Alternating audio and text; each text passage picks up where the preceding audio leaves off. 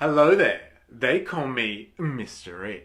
Now, there appears to be a very interesting misconception in this time about how people relate to one another socially.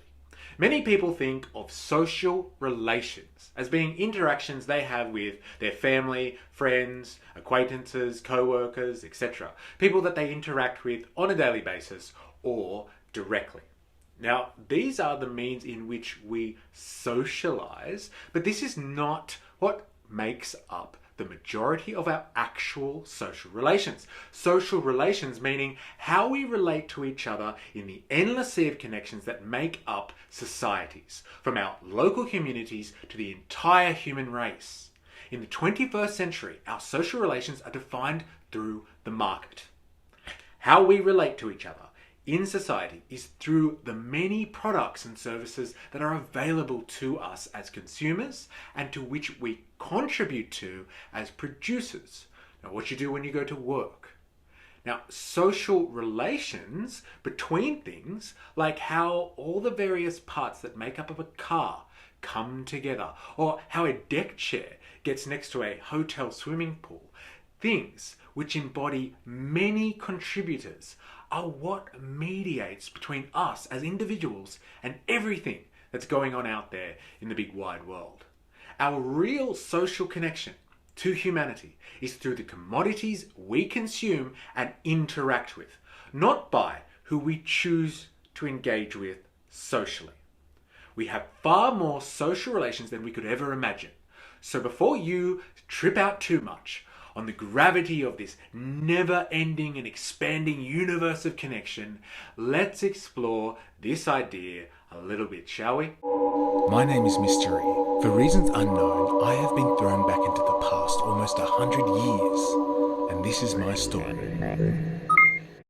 Have you ever thought to yourself, what is really going on behind your choices economically?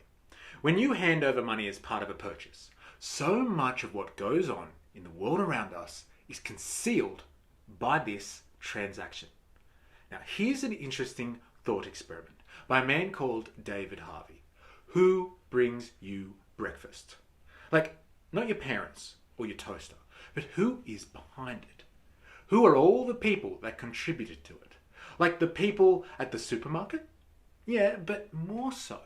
What about the people that mined the coal, that fueled the furnaces to make the steel, that went into the tractor, that helped collect the oranges that were squeezed to make your juice?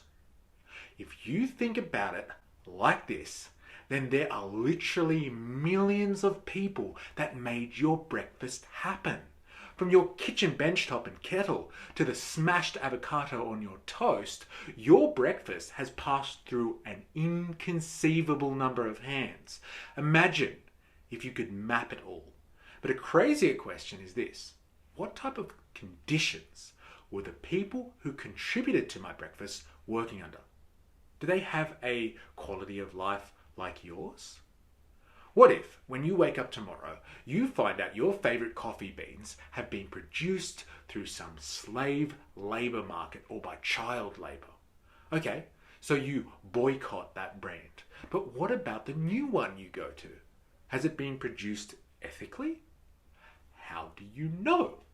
Do you have one of those heartwarming stories on the label that you read when you really have nothing else to do, that talks self-righteously about their moral superiority in the coffee trade? Every time we purchase something, we are casting a vote as consumers as to what we think is acceptable to be consumed. But it is a blind vote in 99% of cases. You can't look at a lettuce and see if it's been harvested by a farm labourer working under good conditions. Maybe the backpacker that picked that lettuce had their passport taken off them in exchange for working well below the minimum wage and not reporting this practice. The question is, who should take responsibility? In the capitalist economy that dominates the globe, it is a big ask to expect business to truly do the ethical thing all the time. Not only is capitalism geared specifically to create social conditions that make working people exploitable, It also demands competition between businesses, which always leads to cheapening of labour and degrading of working conditions. It is therefore with the consumer to be conscious of what they are buying. Another massive ask in a world that's programmed for consumerism and instant gratification. Good luck telling someone not to buy chocolate anymore because cocoa beans are harvested using slave labour. It is not easy to know. It is harder to want to know and then do something about it.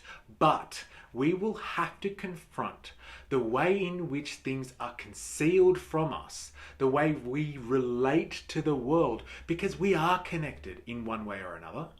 In effect, we are responsible.